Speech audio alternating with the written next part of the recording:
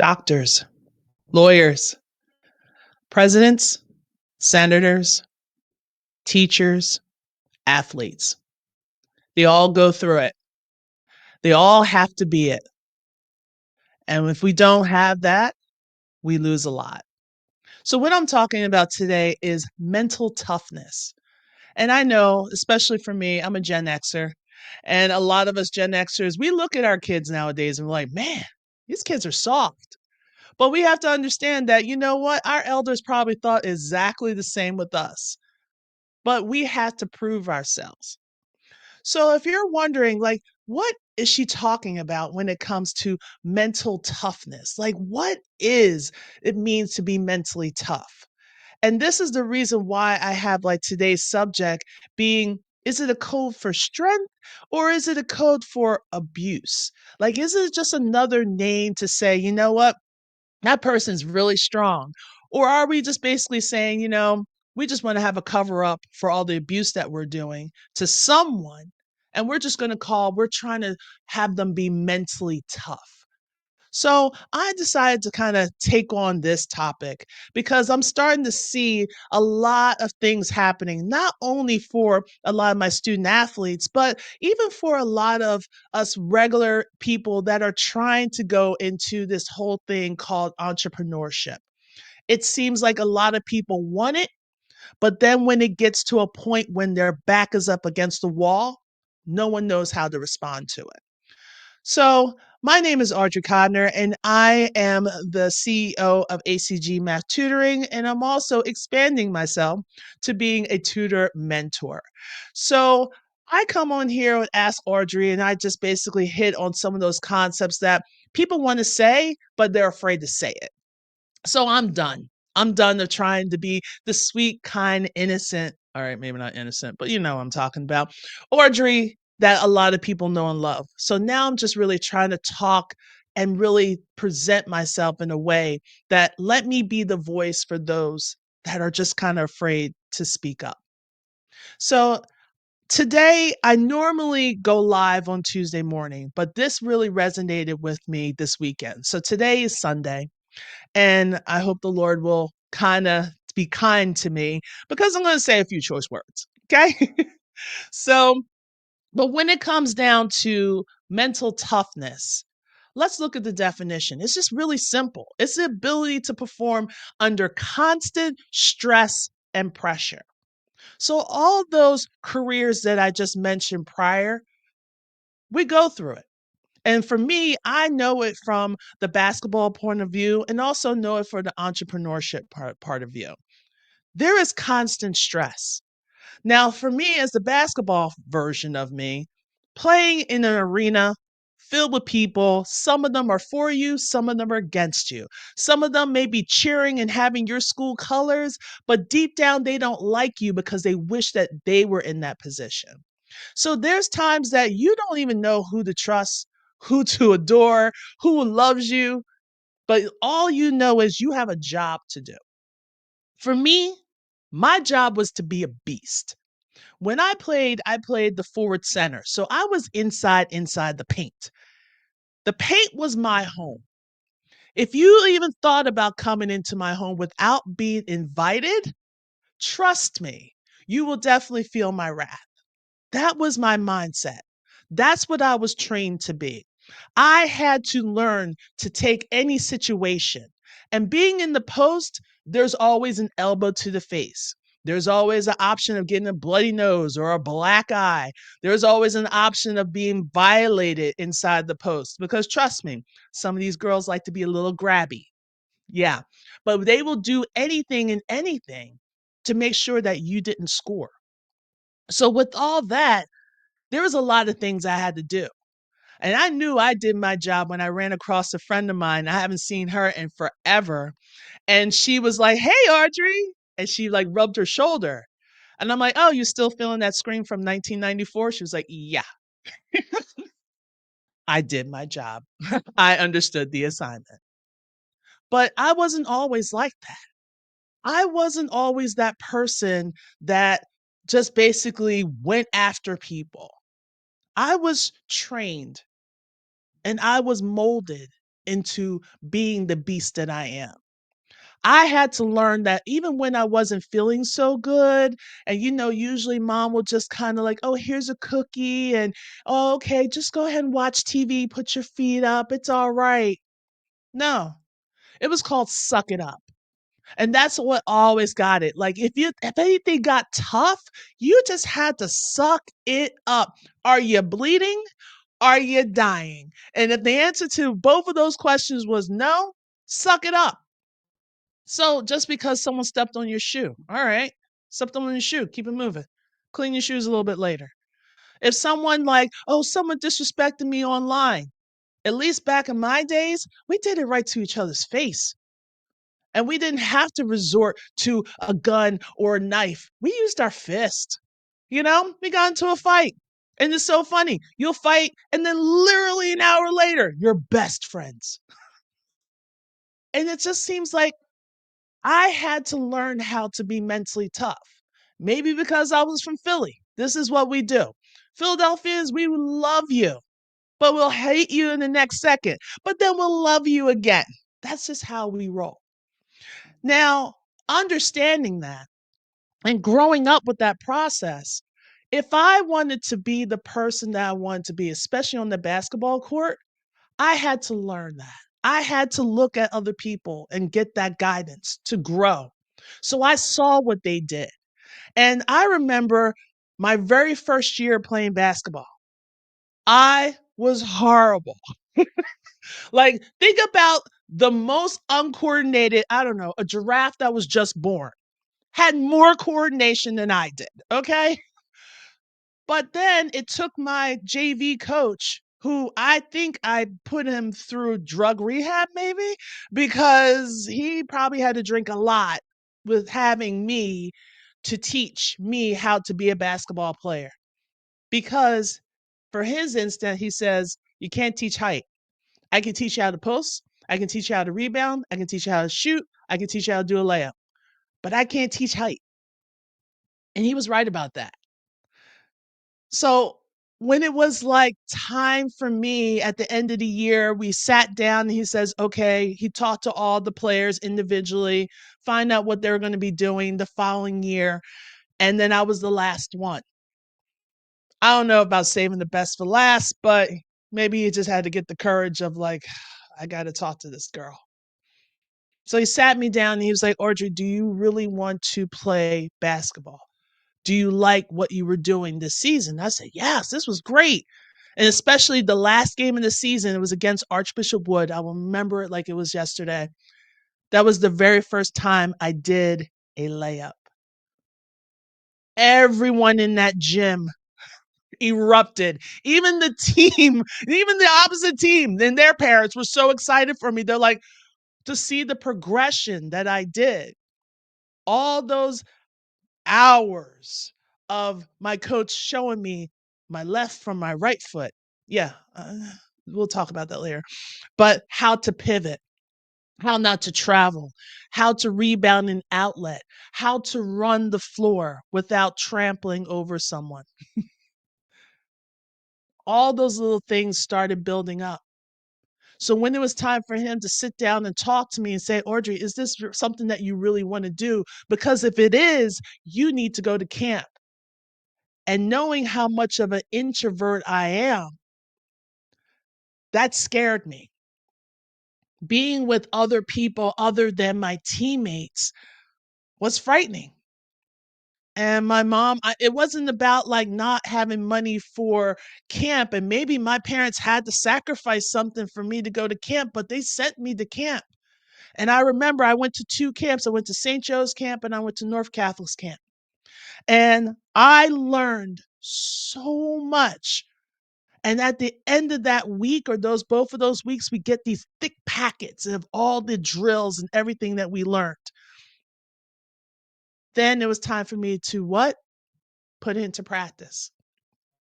Every time I got that drill and I went to my mom or my dad and said, can you drop me off at a court because I need to practice? I kept hearing my JV coach and I practiced and I practiced And I practiced, and it'll be hot outside. It'll be 103 degrees outside. I remember that one week it was hotter than hell. Yeah, I practiced. And then we had summer camp. No, we had summer league. And it was a JV league. And all of a sudden, people were like, wait, who's that? Is that Audrey? Wow, she's okay. Mm. And we did pretty good for the summer league. Then I continued to practice to the point that even my mom was like, Audrey, can you just take a day and actually go to church dressed up instead of wearing sweats and or t-shirts and shorts? Like, let's be respectful of going to church. And I literally had to stand up to my mom, my mother, the person that gave birth to me, and say, no, this is what I want to do. Because if I come home, mom, I'm not going to want to go back out. Like, that was just me. So with that, I had to have that negativity on my mind, but I had to focus on what I had to do. I had to put what I learned that summer for those 2 weeks into action. And yes, there are times that the ball hit me straight in my face. There's times that, because this is on a main street, people can see me. I'm doing defensive slides. People are honking their horns. I'm bouncing the ball up against a wall. I'm practicing on my shooting form. And even sometimes little kids like, oh, I just want to play. And they disrupt a little bit, but you do what you got to do. But I practiced. I wasn't given a magic pill to say, you're a basketball player. That wasn't given. I had to work. Fast forward a little bit, my sophomore year started opening up some people's eyes. But my junior year, everyone's like, who is that? And I will never forget, I went to St. Joseph's camp every year. And it was the summer going into my junior year. All of a sudden, Coach Foster just walked out in there. And he walked in the gym, and I'm shooting. We're doing layup lines on the main court. And you could see this man staring at me. And I was like, hi. And I'm just going into the layup lines.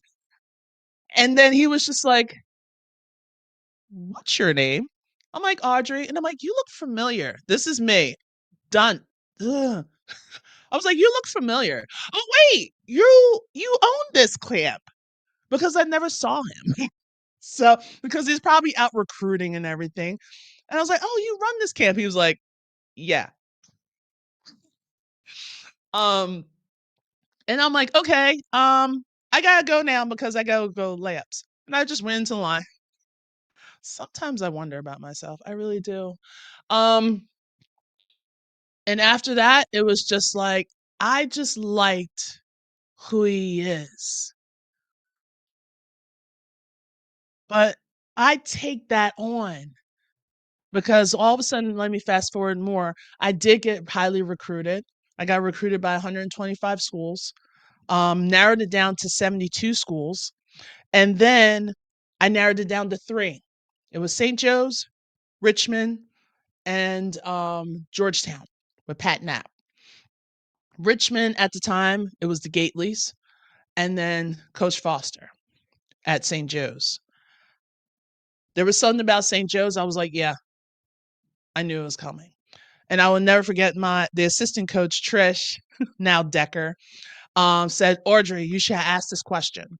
Ask him, is he going to come back next year? And I was like, I don't know. She's like, just come. I'm like, okay. So I asked him. And he said, I can't tell you the inevitable. I looked him right into his beautiful blue eyes. They're like, whoosh, right there. And I knew he wasn't going to come back. Went through a crazy freshman year. Trust me, freshman year, first 2 weeks of school, I wanted to leave. I had all my stuff packed up. I was ready to go back home. I said, "This is not me." I was going through a lot, and a lot of my teammates did not know that before 3 weeks before the moving day, my mom had an operation, and she was at Lankenau Hospital, and I whenever I had a chance to go visit her, and that's a good 2 miles, a mile and a quarter, one way, I would leave campus, walk to Lankenau Hospital, spend time with mom, and walk back. Any chance I had, that's what I did. So my freshman year, it was hard. It was hard for my dad. It was hard for my mom. It was hard for me because I was the only child. And just making that adjustment was hard. So 2 weeks into it, it was, I think it was like close to my birthday. And we had I can't even speak. The captains had practice. So it was a captain's practice. And we were not going to be on campus because they were redoing the floors. And all I can see was I was in the car and we drove by Lankenau Hospital and I started crying because it was my birthday and I told my mom I was going to come and see her. And then all of a sudden we had a captain's practice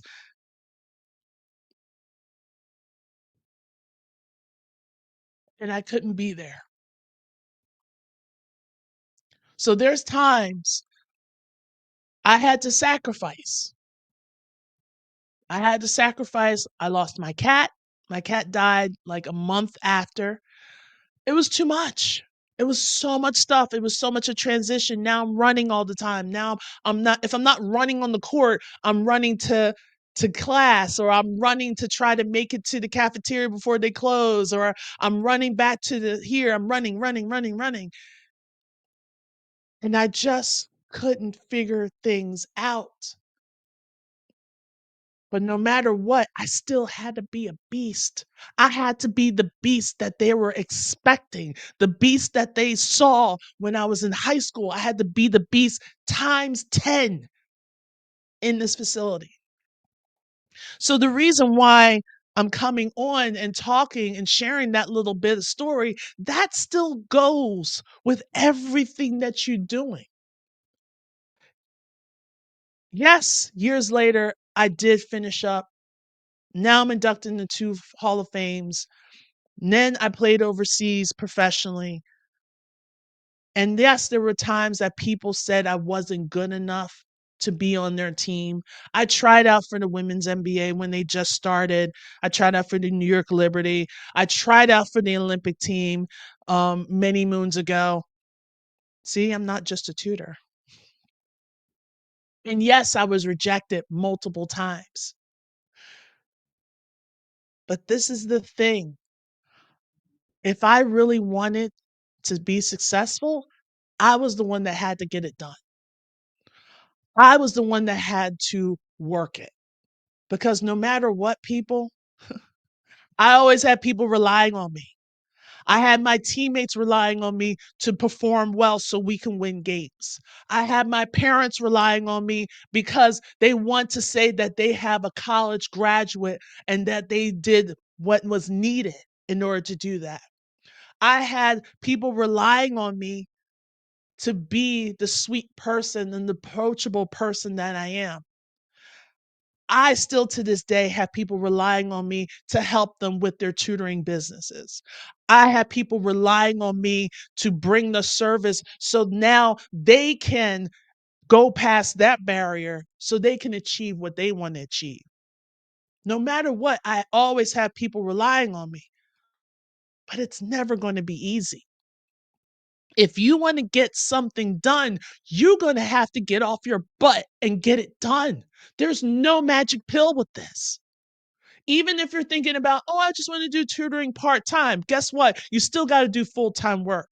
You still got to market yourself. You're still going to have to present yourself in a way that's going to be attractive to others because you don't want to be chasing. You want to attract the clientele that you want. So trust me, guys, There are some people that all they want to do in this life is to see you fail. And they will do anything and everything to make you feel that you are broken, that you are not amount to anything. I've had coaches that says, I don't know what all the hype is about Audrey Codner because she's not that good. She has no left hand. So what did I do? I developed my left hand. Oh, you know what? Audrey's so weak. She's so basic. Like she has no jumper. You know what I did? I developed a jumper to the point that I remember one year going back to my alumni at St. Joe's and we had an alumni game. And all of a sudden people are like, oh, Audrey, oh, give me the ball, Audrey. You don't shoot threes. Bang, bang, bang. You know why? Because I practice shooting the three. Because I practice shooting within the paint. I practice making my post moves. I didn't care if it was an alumni game. I still wanted to win. I still want my teammates to advance.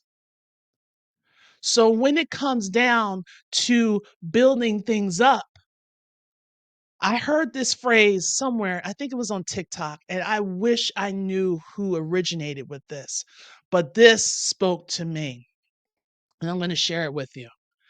God will put you back together. That's what it should say. Right in front of the people who broke you. Think about that. That's how I know I'm successful.